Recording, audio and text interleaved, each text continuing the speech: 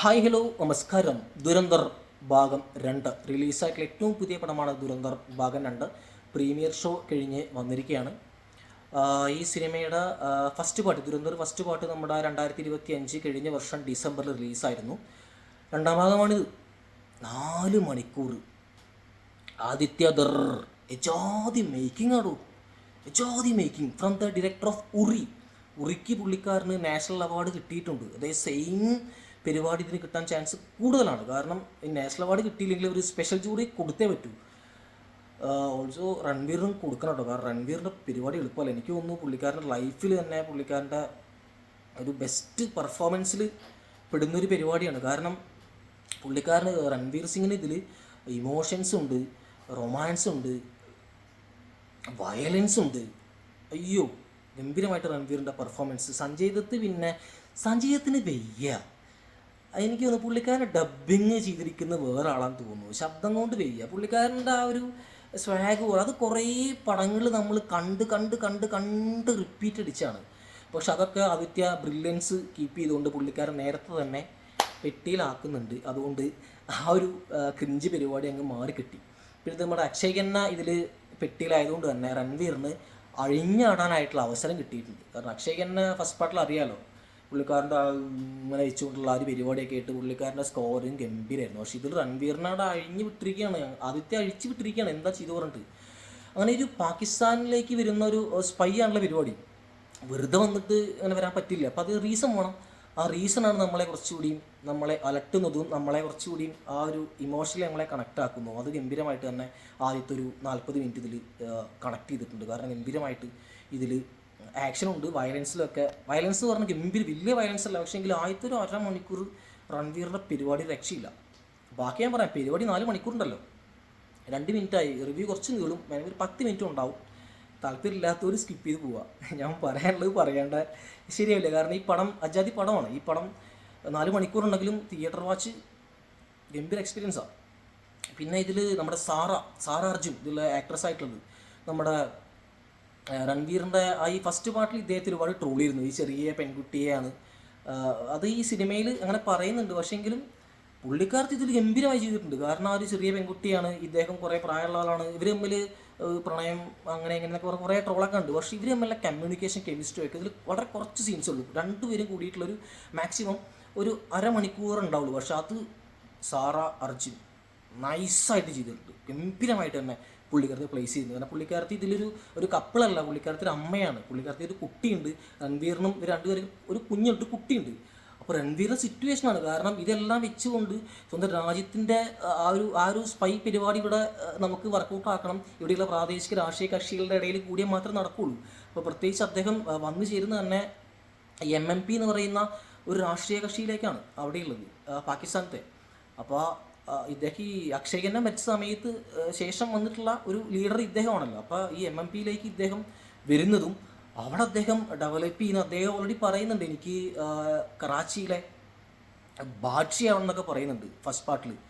അതേ സിറ്റുവേഷൻസ് ഇവിടെ ക്രിയേറ്റ് ചെയ്ത് ഇദ്ദേഹം അവിടെ ബാദ്ഷയാവുന്നു. ഇദ്ദേഹം അവിടെ ഗംഭീരമായിട്ടുള്ള ലീഡർഷിപ്പ് ഉണ്ടാക്കിയെടുക്കുന്നു.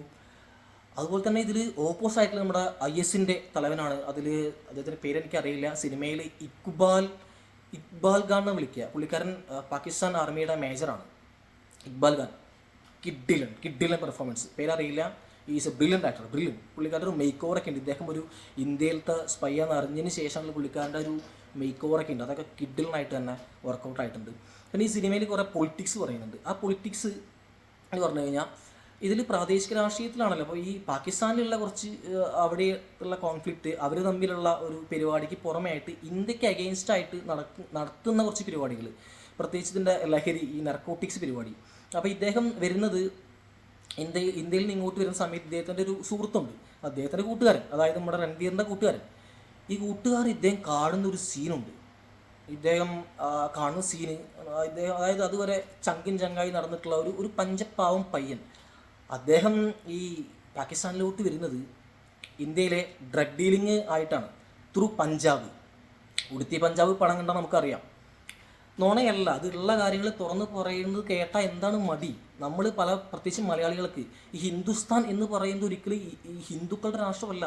ഹിന്ദുസ്ഥാൻ എന്ന് പറയുമ്പോൾ ഒരിക്കലും അവൻ ഒരു രാഷ്ട്രീയ കക്ഷിയുടെ ആളാവുന്നില്ല. അത് നമ്മൾ ആദ്യം മനസ്സിലാക്കണം. ഹിന്ദുസ്ഥാൻ എന്ന് പറയുന്നത് ഇന്ത്യ തന്നെയാണ്. അത് പ്രത്യേകിച്ച് അത് മാറ്റോ അല്ലെങ്കിൽ മാറാനും പോകുന്നില്ല, മാറ്റാൻ ചാൻസും ഇല്ല, മാറാനായിട്ട് സമ്മതിക്കില്ല. അപ്പോൾ ഞാൻ പറഞ്ഞു വന്നത് ഈ പഞ്ചാബ് ത്രൂ ആണ് ഈ ലഹരിവേട്ട പരിപാടി നടക്കുന്നത്. അപ്പോൾ ഇദ്ദേഹത്തിൻ്റെ ആ ഒരു ഫ്രണ്ടിനെ അവിടെ കാണുമ്പോൾ ഇദ്ദേഹത്തിൻ്റെ പരിപാടി, അദ്ദേഹമായിട്ടുള്ള ഒരു കോൺഫ്ലിക്റ്റ് പരിപാടിയൊക്കെ ഭയങ്കര രസമായിട്ട് തന്നെ രൺവീർ ചെയ്തിട്ടുണ്ട്. പിന്നെ അതുപോലെ നമ്മുടെ ഡിമോണറൈസേഷനെ കുറിച്ച് ഇത്ര യു പി ആണ് പറയുന്നത്. ഇത്ര യു പി നമ്മുടെ നാട്ടിലേക്ക് പാകിസ്ഥാൻ ഈ നോട്ട് നിരോധിക്കാനായിട്ട് കാരണം ഇങ്ങനെ കുറച്ച് ബന്ധങ്ങളാണ്, അവിടെ നിന്നുള്ള പണത്തിൻ്റെ ഒഴുക്ക്, പരിപാടി കാര്യങ്ങളൊക്കെ സിനിമയിൽ പറയുന്നുണ്ട്. പക്ഷെ അത് മേക്ക് ചെയ്തിരിക്കുന്നത് അടിപൊളിയാണ്. ഇത് കുറേ ഇന്ത്യയുടെ കുറേ ഫ്ലാഗ് പിന്നിൽ വെച്ചുകൊണ്ടോ കുറേ മുദ്രാവാക്യം വിളിച്ചുകൊണ്ടോ വന്ദേ ഭാരതം പറയണ പരിപാടി, ഭാരത് മാതാക്ക് ചെയ്യുന്ന സിനിമയിലില്ല. ഒരു മിലിറ്ററി യൂണിഫോം പോലും ഈ സിനിമയിൽ ഇന്ത്യയുടെ കാണിക്കുന്നില്ല. ദാറ്റ്സ് എ ബ്രില്യൻ മേക്കിംഗ് മാൻ. ഇതൊരു കോൺഫ്ലിക്റ്റ് ആക്കാതെ ഇന്ത്യയിൽ നമ്മളെല്ലാ ആളുകൾക്കും കണ്ട് അല്ലേ ഒരു പൊളിറ്റിക്കലി കറക്റ്റ് ഉണ്ടാക്കാണ്ട രീതിയിൽ കാണാൻ ശേഷിയുള്ള ഒരു സൃഷ്ടിയായിട്ടാണ് ആദിത്യ ഇതിൽ മേക്ക് ചെയ്തിരിക്കുന്നത്. It was A brilliant making, ഗംഭീര കയ്യടി. പിന്നെ ഇതിന് അവാർഡ് കൊടുത്തെന്താ പ്രശ്നം? അതുപോലെ തന്നെ ഇതിൽ നമ്മുടെ വയലൻസ്, നമുക്ക് പാകിസ്ഥാനിലോട്ട് ഇന്ത്യക്ക് പോകുന്ന കുറേ ഈ വെപ്പൻസുകൾ, അതിൻ്റെ ആയുധ ശേഖരണങ്ങൾ, അതെല്ലാം കണ്ടെത്തുന്ന സമയത്താണ് അതിൻ്റെ ഒരു കൺക്ലൂഷൻ, ഒരു ക്ലൈമാക്സിലോട്ട് വരുന്നത്. അത് ഗംഭീരമാണ്. പ്രത്യേകിച്ച് ഈ 4 മണിക്കൂറുള്ള പടത്തിൽ അവസാനത്തെ 1 മണിക്കൂർ, എൻ്റെ പൊന്നോ, edge of the seat experience. You should must watch in good theatre with good Atmos. കാരണം അത്ര ഗംഭീരമായിട്ടാണ് ഇതിൻ്റെ മേക്കിംഗ്. അയ്യോ, ഒരു രക്ഷയില്ലാത്ത മേക്കിംഗ് ആണ്. അപ്പോൾ ഞാൻ പറഞ്ഞു ഇങ്ങനെയുള്ള കുറച്ച് പൊളിറ്റിക്സ് പരിപാടിയിൽ കാണിക്കുന്നുണ്ട്. കൂടാതെ ദാവൂദ് ഇബ്രാഹിമിനെ കാണിച്ചിട്ടുണ്ട്. എന്ത് ധൈര്യമാണത്! ഏതെങ്കിലും ഇന്ത്യൻ സിനിമയിൽ കാണിച്ചിട്ടുണ്ടോ? ദാവൂദ് ഇബ്രാഹിമിൻ്റെ ഫോട്ടോ ബാക്ക്ഗ്രൗണ്ടിൽ വെക്കുകയാണ്.